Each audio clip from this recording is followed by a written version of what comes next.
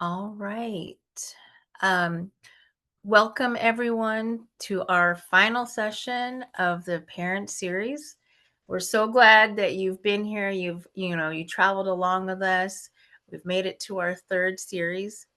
And we want to help everybody stay connected. So if you're able to drop your name in the chat, if you're with an organization or if you're a parent, and your contact info, what is the best way to contact you?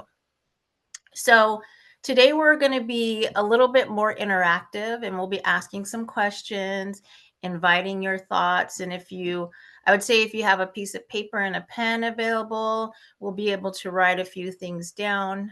And also feel free to write any questions or comments in the chat at any time.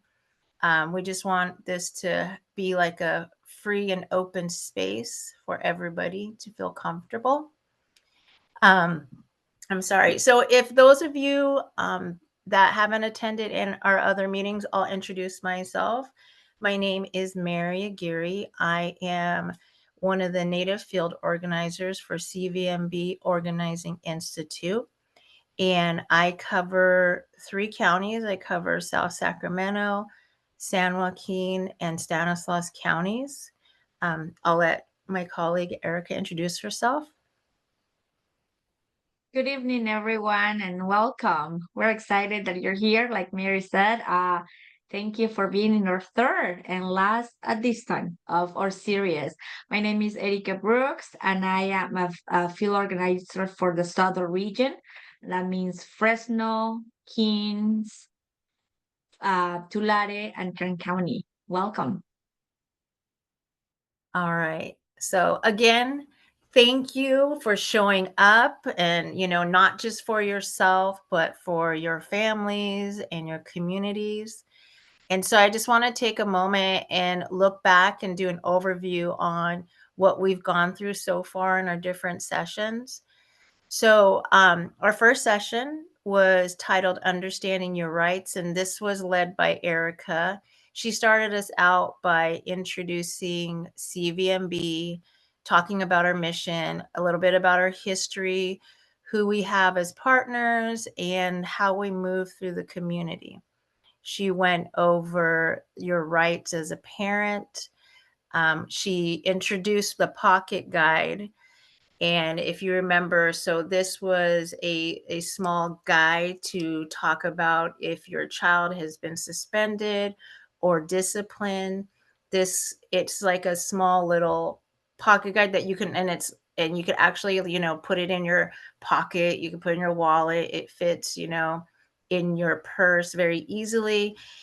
We made it nice and accessible so that way, if you needed answers, they have like a lot of the most common questions and some resources on there that you can refer to, some step by step actions. And so, if you missed it and you weren't able to be here at that first session, we'll go ahead and drop that resource in the chat again.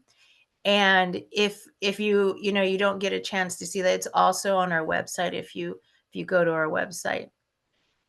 So we also dove into IEP process, the disability rights.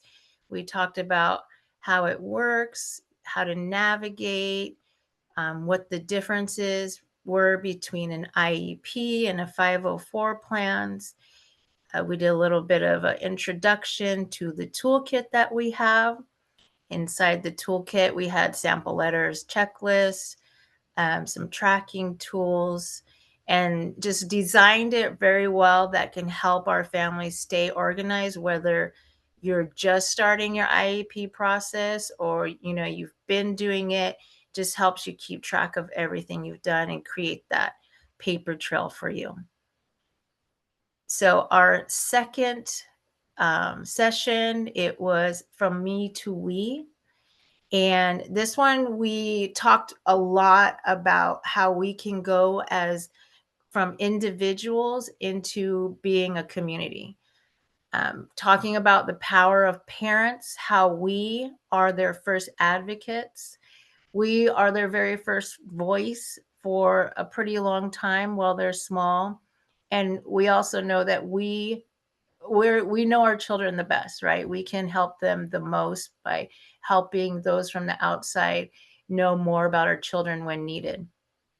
We talked about the different challenges that we face as parents and caregivers, the confusing processes, and sometimes the languages can be barriers, and learning, how to navigate through that process.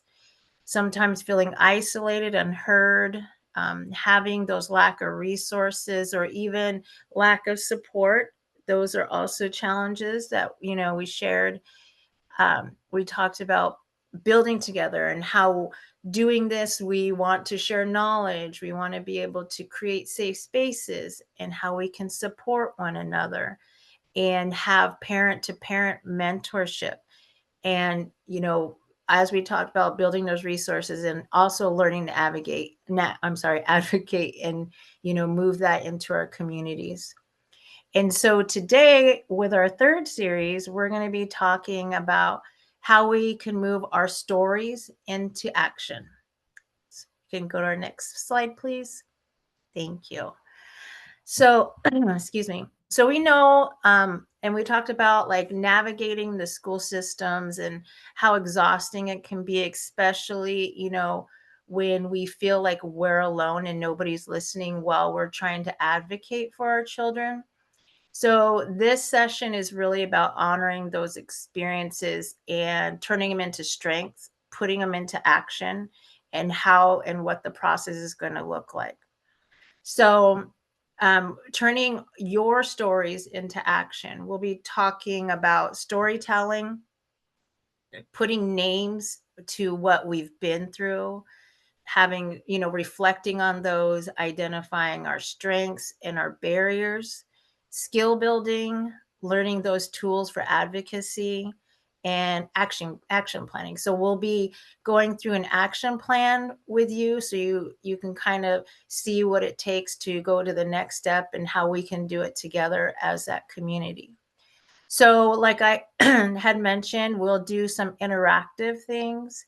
And, if you're comfortable, you can put your camera on, no pressure if you don't feel comfortable. And again, if you ever have to step away, that's also totally fine. We get that. So I want to start by honoring the stories that we carry and the ones that brought us here tonight.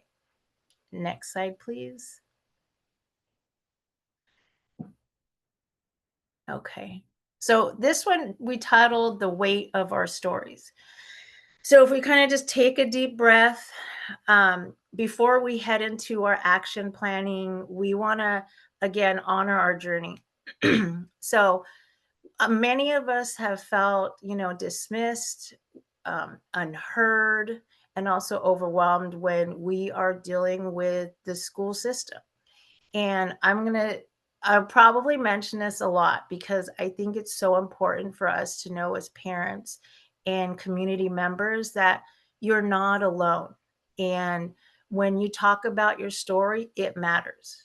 It's going to change people's lives. So the quotes that you see on the screen here, these are like real raw, quotes. They come from parents like you and me. And, if any of them resonate, feel free to use a reaction, raise your hand. If you feel comfortable, you can also type in the chat, any like one phrase or any other things that you have gone through and how the system has made you feel. And I'm just going to read out some of these. Again, these were, things that parents have gone through. Um, I was told I was overreacting. They didn't believe my child. I didn't know where to start. That's not our policy. I didn't know the laws. And we will call you back. And sometimes that call never comes back. And we're kind of left hanging, wondering what is our next step? What do we do? And those are all things that we carry with us, that stop us from moving forward. Next slide, please. Excuse me. Thank you. All right. So we're going to look at like what keeps us silent. What and why do we think sometimes parents don't speak up? Um, what I really want to focus on with this slide is starting to name those things that hold us back, right? Because naming it is the first step for us to move forward. If we know what it is exactly that's been holding us back, excuse me, I'm sorry, we can name it and move forward, work past it, and go on to our next goal. So if we look at, how parents sometimes are, they're silent, and this doesn't necessarily mean because they don't care. Sometimes the system makes it really hard for us to speak up. And so, a lot of parents tend to be quiet. So what are those things that are keeping us silent? And these are a list of things that, we've seen in the communities and what parents have expressed to us. Fear of retaliation or being labeled a difficult parent. So parents worry that like when we speak up for our children that it could hurt them or maybe damage relationships with their peers or with their teachers. We know I've heard it, when kids don't want you saying anything because the other kids are going to say something and maybe pick on them. So that's a big worry for parents a lot all the time. Another one, not knowing our rights or the process. So if we don't know what's allowed, we don't know how to ask, right? It's not easy. And sometimes we feel stuck if we don't know what policies are there, what laws there are. It really does make us feel like we can't move forward because we really don't know what to ask at times. And again, feeling isolated or powerless. Many families feel like this, like they're the only ones struggling and like nobody's there to listen. When they reach out to whether it's the teacher or admin, that like they just don't feel like anybody's going through the same situation, right? Another one is cultural or language barriers. So systems aren't always built to include every voice. We've seen this.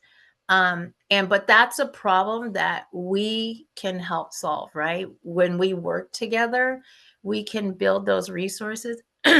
When we know what our communities need, when we work in our communities and we work together, we can build those resources for each other because our main goal is building each other up and building a stronger community to be with one another. So if we can talk, I said here, let's name what holds us back so we can move forward. And we can talk about if anybody is comfortable sharing about anything that has made it hard for you to speak up. If any of these resonate and you would like to share, please do so. Oh,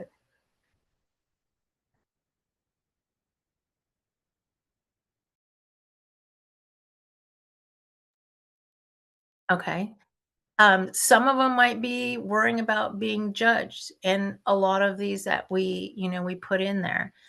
And so if I've had asked parents, what kinds of things have helped you find your voice? And it really is connecting with community, connecting with other organizers in the area, you know, going to workshops, taking trainings, and just really absorbing that information and sharing it with each other so your voice becomes strong. You become more confident and you feel, like you have that power to be able to stand up for yourself. Um, and so I put this quote on here that says, silence is not a sign of weakness. It's simply what we've been conditioned to believe. So once we realize this and we name the things that have been holding us back, we can unlearn those because we can move on to the next stage, our next goal. Next slide, please.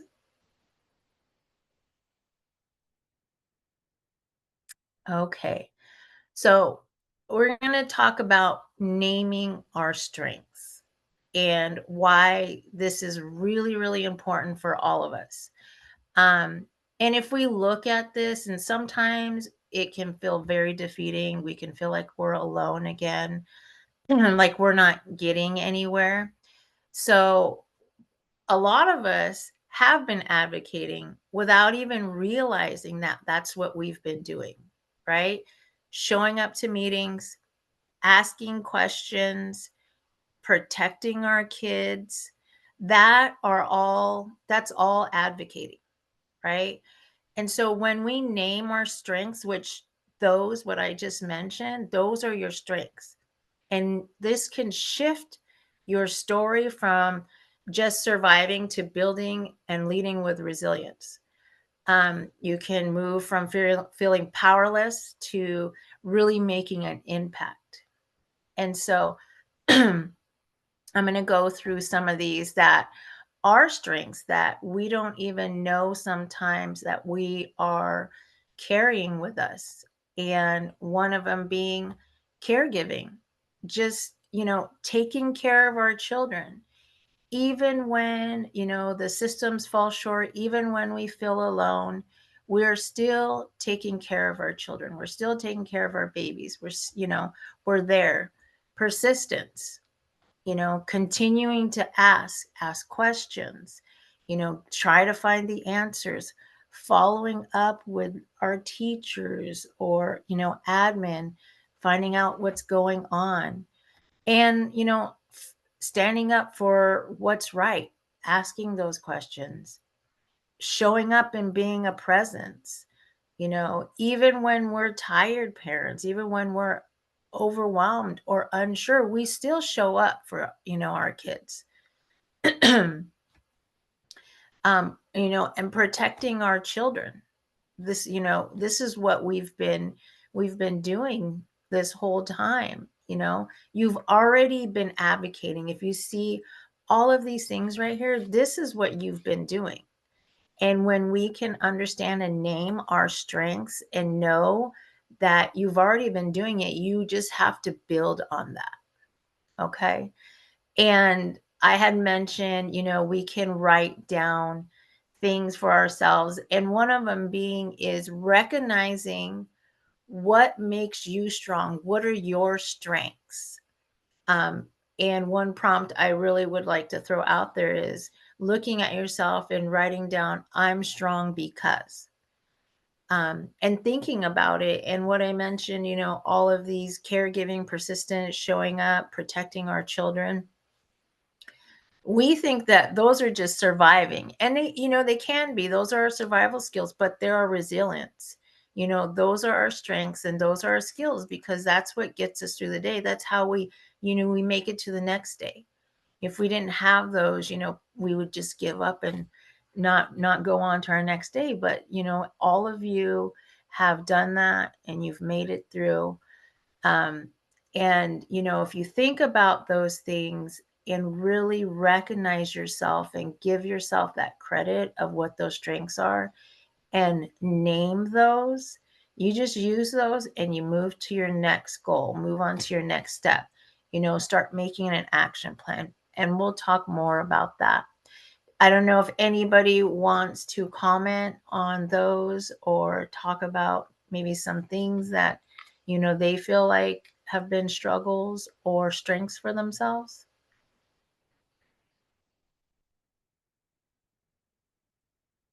Okay. All right. So I want to thank everybody for, reflecting with me on these slides that I've gone over. And some of these conversations, are hard. And looking at these strategies, they can remind us of how powerful our voices are and even how much we've already overcome. And so I'm going to pass it on over to Erica, and she's going to guide you guys through, go on to some action tools. So it's over to you, Erica. Thank you. Thank you, Mary. That was powerful. I love that the prompts that you put, like, because sometimes it takes us a little while to even like realize, oh, hey, like I'm strong because of this. And you are all strong because you're here. You're here tonight. You're choosing to be here, showing up for your kids. It's an evening time, and thank you for being here. So, like Mary said, I'm gonna be going through some tools for action. So, we actually spent the last 2 Tuesdays talking about some of these. So, I'm just gonna go over some of them quickly. The first one is the booklet that we share at our first session, where we cover knowing your rights and how to advocate for your kid. The other tool that we provided, and these are going to be tools that are provided in the chat. Actually, our pocket guide is available in our website and is available in English and Spanish. So please share that one. And like Mary said, it's actually a pocket guide, so you can easily fit it into your wallet. It's like this size. So if you're ever at one of those or in-person events, we always have this with us, or you can connect with our organizers in any of the regions, and we have some of these too, because they're pretty easy. It's like a booklet, English. We have them in English and in Spanish again. Um, and also like the IEP toolkit that Mary put together, which is an amazing tool because it provides like when we are navigating IEPs, it can be very overwhelming for a parent that is just starting to like realize, hey, what do I need to do? So this toolkit provides simple steps and templates and how to even provides like phrases about how to talk to schools, right? So I'm gonna go through some of that. So these are just some of the takeaways that we take from the toolkit. So families are equal partners in the education of your child. So you are an equal partner of the school. So you have the right to ask questions. So don't never feel that no, because um I, and we have in many of our communities people that are afraid to go and speak to schools because it might be that they didn't finish school themselves, but that doesn't take your right as a parent to ask questions. The fact that a lot of the communities that we work with, they are sending their kids to school because they want an education for them. So you have a right to always ask questions, request any changes that you feel like your child needs in order to be successful. And one of the takeaway from the IEP tool is like take your time before you sign anything. Don't feel like you have to rush into taking any kind of decision. You have that right. Exercise that right. Um, Another thing about the IB toolkit is that it must reflect your students' true needs and their strengths. They have to be measurable goals and the supports that the school will provide, right? They have to be accurate and very specific to the needs of your child. They also have to state what services and support the school will provide, right? And a detail of those services, who will provide those services and how often those services will be provided. And another thing is those services has to be provided in the least restrictive environment. We want to make sure that students with disabilities are able to learn with their peers, right? Are able to enjoy the same equal opportunities that any other student have, right? So whenever appropriate. And if you ever disagree with anything that that plan has, you can request another meeting. You can ask for a mediation. Please ask for like a review of the process. You have a voice, and that's what this series, the last series that we have, is about. Um, Sharing with you how powerful your voice is in all of this, and that's why we wanted to review the tools. And these are just tools. Again, you as the parent are the first and most important person in the life of your child. You know your child best, better than the school. Remember, some of the classrooms are 30 plus kids, so you know your child's needs best. So please, all don't ever be afraid that about exercising that right. So when we talk about the pocket guide, And this again, like I share, simple, small, take it with you, share it with friends. We have the the the the resource here in our chat. And I'm just gonna go over really quickly about some of the most important things in the pocket guide. Is like any decision, like the same as we did in the IEP, any decision that the school makes about your students' education must be grounded in California state law. So you have a right to ask, what part of the of California state law states that my child has to do this, or what part of the district policy asks for this? Because sometimes districts makes decision or schools make things without having a base. So you have a right to ask about that. You have a right to be informed about what is happening in your students' education. And for parents that do not speak English, you have a right to have those documents translated. So we have seen many, many cases where parents are asked to sign documents that are not in the language that they can understand. So it is your right to ask for an interpreter or to ask for those documents to be translated. It's part of California state law. You also have a right to bring a trust person with you when you are meeting with school officials. If you have a meeting with the principal, if you have a meeting with anybody, and you feel like, oh my gosh, I don't want to go by myself. Please utilize the resources in your community or this group right here. If you have others that are in your same region, let's connect. We're going to talk about that in just a little bit. We have an exciting thing that we're going to be sharing, and Mary and I are pretty happy about that. But yeah, share with others, right? And another thing is you have a right to observe your child's classroom. Sometimes we feel like, no, as a parent, I cannot go to school. Yes, you can. Yes, you can request that in advance to the school. Say, hey, I want to come and observe my child's class next week, or like I am available these days, so you can do that. Um, uh, in other cases, we have heard when we were putting this pocket guide together with our allies at calls, is that many of the families were being asked to pick their kids from school. So you have a right not to do that unless you feel that your child is not safe. That's the only time when again, you know your child best. So because in many times when this happen is that it might be an illegal suspension, and that the school doesn't want to report those, and they have to report those. So you have the right, but again, exercise your better judgment as a parent to determine if your child is safe. Is your child safe in school? If they are, okay, yeah, you don't need to run and do what the school asks you to do unless they provide a formal written notice that says that your child is suspended.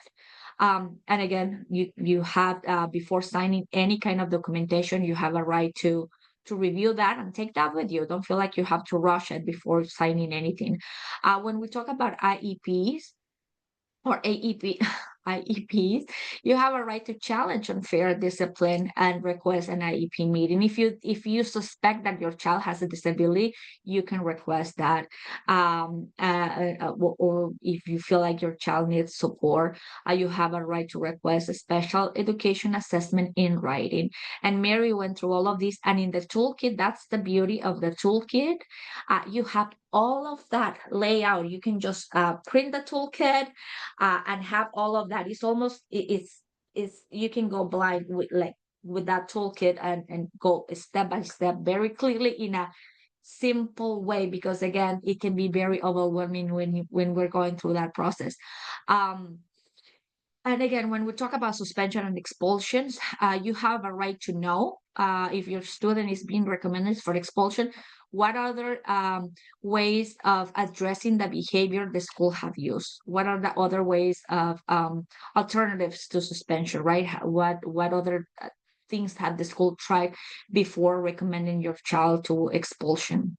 And if expulsion is recommended, you have a right to a hearing and review the evidence that is provided in support of that recommendation for expulsion before your child is expelled, right? And you can bring support to that hearing. And another thing is that your child doesn't have to be at that hearing.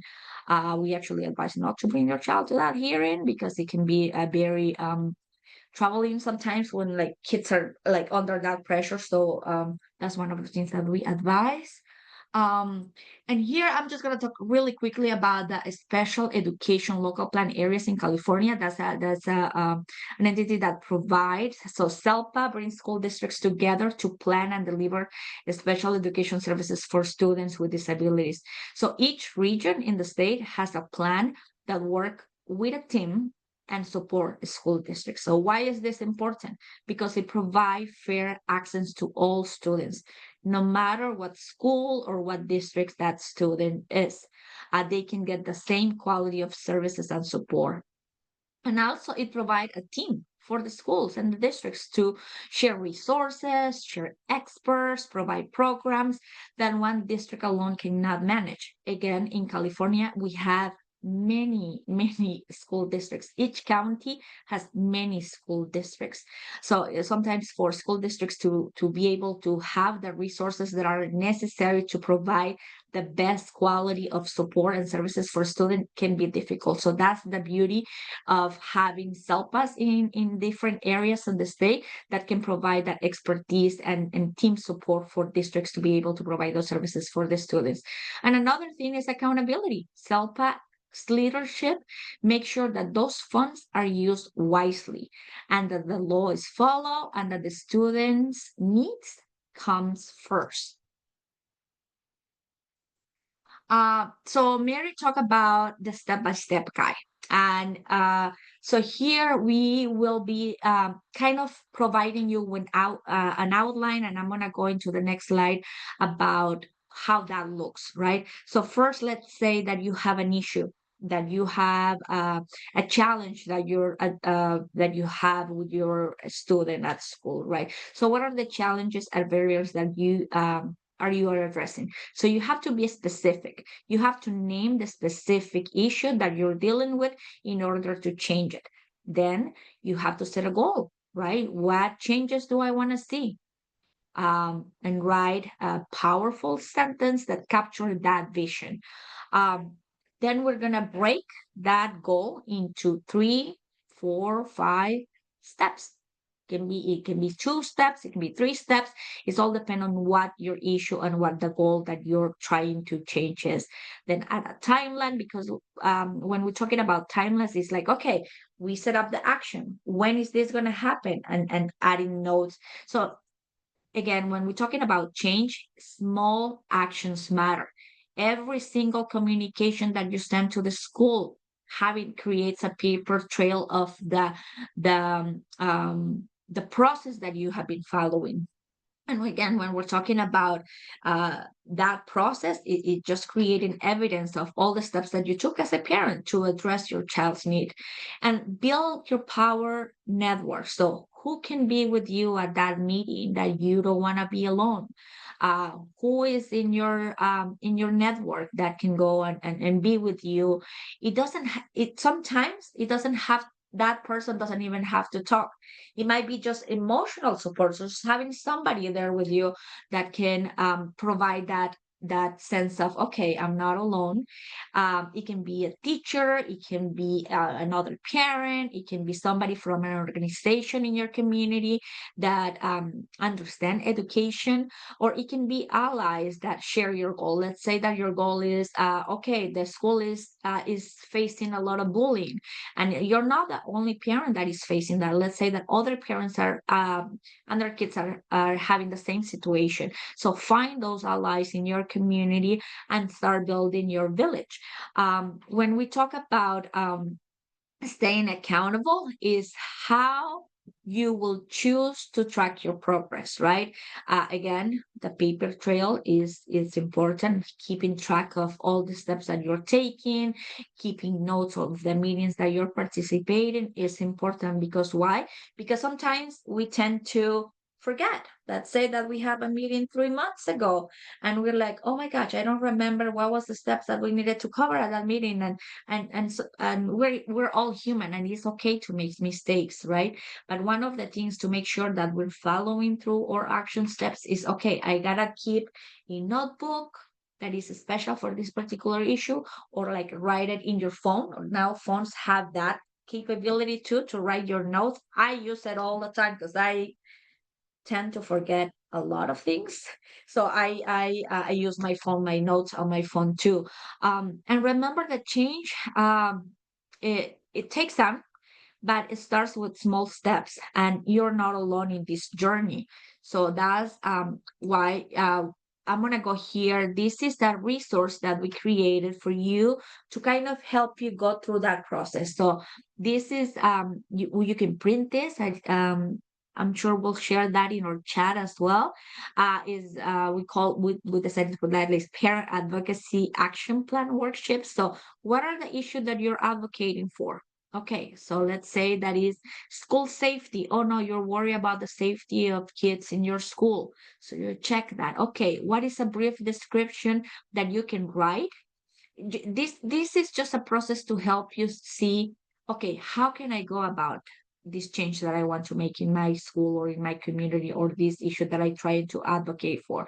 So this will help you kind of put an order to the process, and then describe what that issue is, and then what is your goal. Let's say that okay, we're talking about, let's say, school safety. Is it policy change? Is it improving services? Is it make sure that staff is accountable for what they should be accountable for? Or is it about more support for your child or a particular family? So these again will help you kind of distinguish what kind of change you're trying to make. And then when you write your goal, is like, I want my child to, let's say that we're talking about here, um, bullying, for example. I want my child to be treated in the way that he feels safe in school and doesn't have to worry about being bullied every day. Or I want my child to, when we're talking about special education, I want my child to have this particular support. So be very specific about the goal or that what you need for your child to have in order to be successful.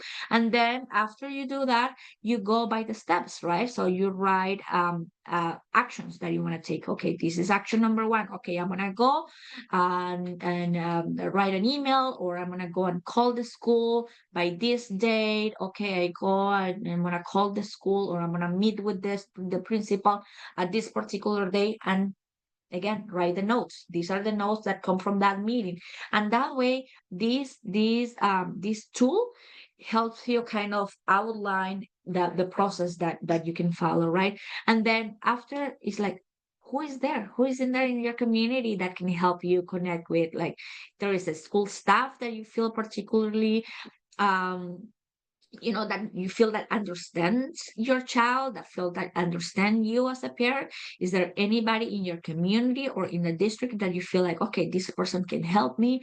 Or is there like any kind of support groups in your community, or any other family that might be experiencing the same issue, right? And then how will you stay accountable for that? Like, okay, choose to track your progress. So when we were talking about progress, it's like, okay, what do I need to do? Okay, I met with the teacher on this day.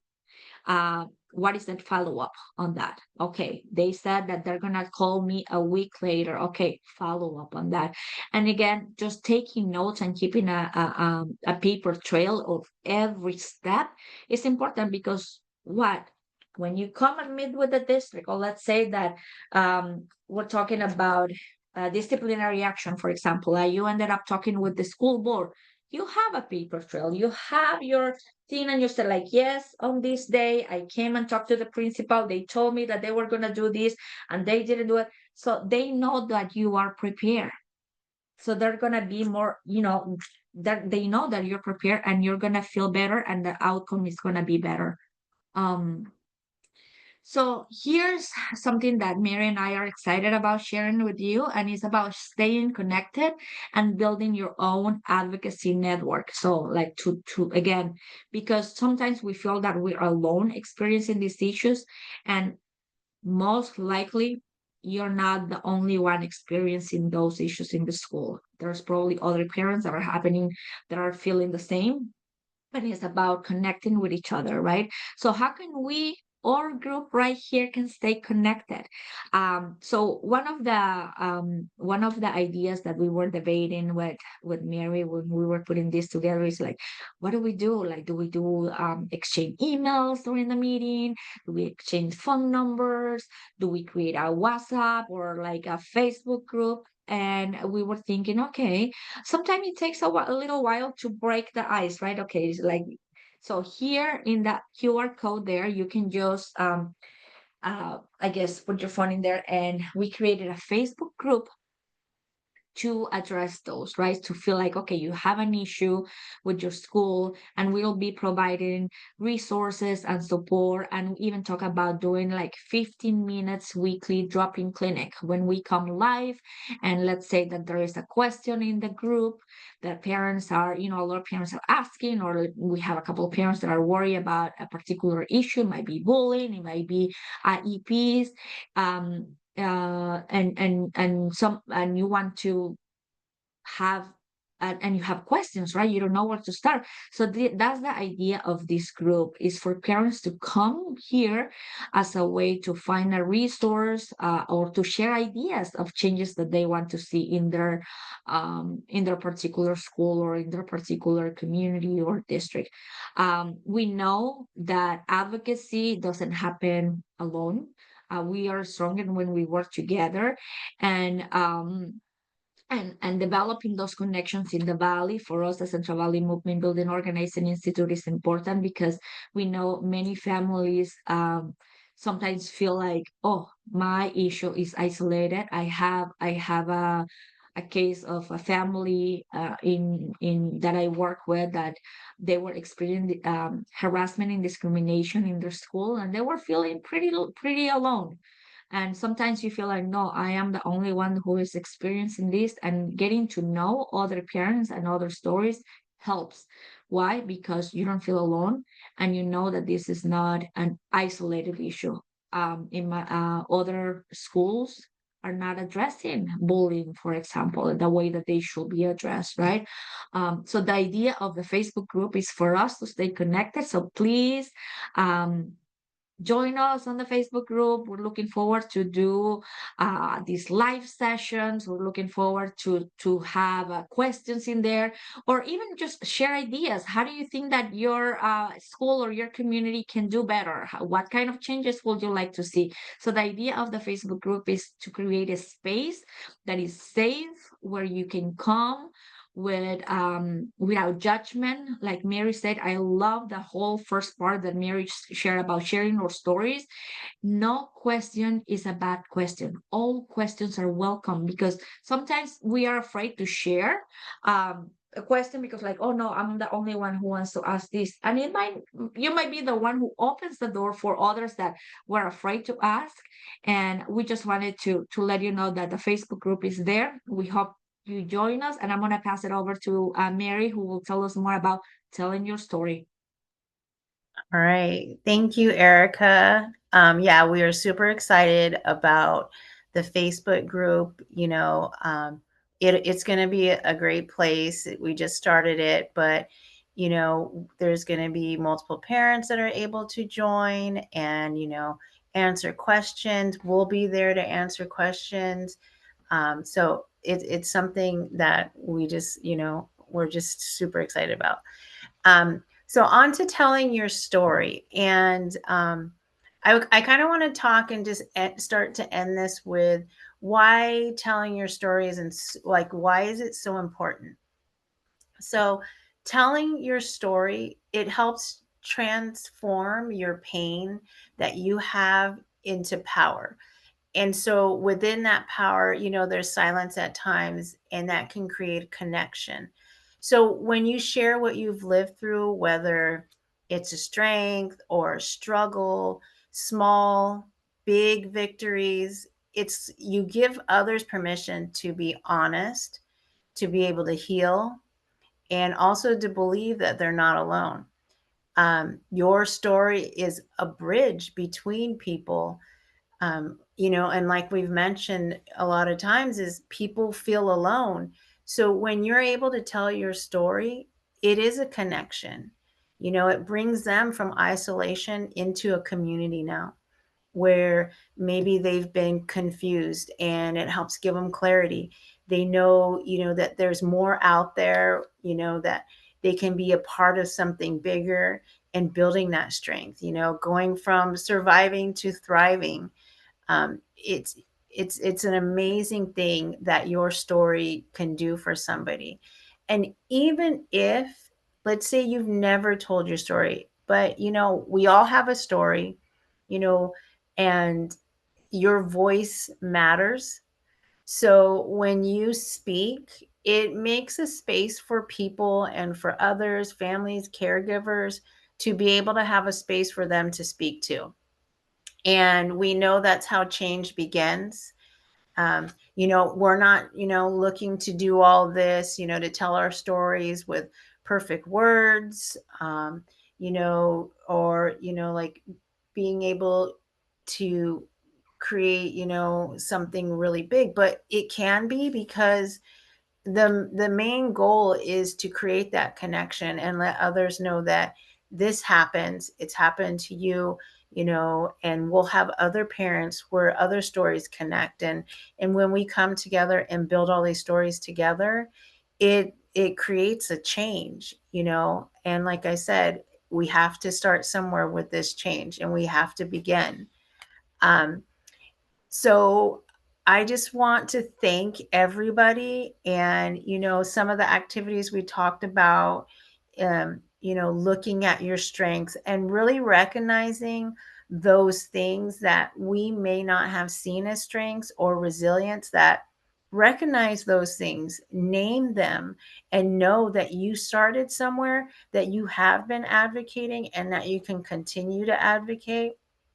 And build on that. If things have been a barrier, name that, say it and move from it. You have a goal, you know what you're after, and what do you need to get there. Erica had the action plan that she explained. And so even being able to take those steps, and sometimes it's easier to write things down, and that's why we provide these things. And talking about our paper trail. And at times, even like when I first started, I didn't understand, why do I need this paper trail? And it's sad at times that we as parents, we have to prove ourselves.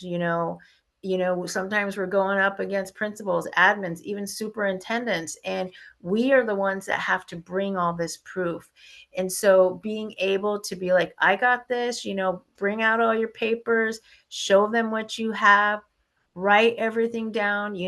They'll know that you mean business, because you've been keeping track of everything. And there's not going to be any holes in your story. You're going to be able to tell it like it is, and you'll have it all in order. And so utilizing all these tools that we've been able to share with you, share them with other people. That's how we build our communities. That's how we build strength. And like we had said before, there's not leaders in our communities. We work together. We are a community, not one person leading us. There's people with knowledge that will give to our community, but we need to be strong together, and that's how we're going to grow. um, and so I want to thank you for being with us all of these Tuesdays, being here and absorbing this information. Reach out to us if you missed any of, the toolkit, the pocket guide, even these worksheets that we put on there. If you need an explanation on the toolkit, because there's tons of information in there. Same thing with the pocket guide. Do not hesitate to reach out to myself or Erica. You can connect with us on Instagram, Facebook. And again, we'll be, doing our Facebook group, and we have our website there. There's tons of resources there that you can look onto. But I just want to say thank you, everybody. I could turn it over to Erica, see if she has anything she wants to say in closing. Uh, just grateful that you got to spend, that I got to spend time with you, these evenings. I know it's time away from your family, so we really, really appreciate you being here. Um, these last 3 Tuesdays of the month. Grateful again, like Mary said, connect with us, follow us on social media. Please don't be afraid to reach out to us if you have any question, or if you want us to explain, like that's our contact information right there. We have our email, and thank you very much for being with us. Have a great evening, everybody. Great.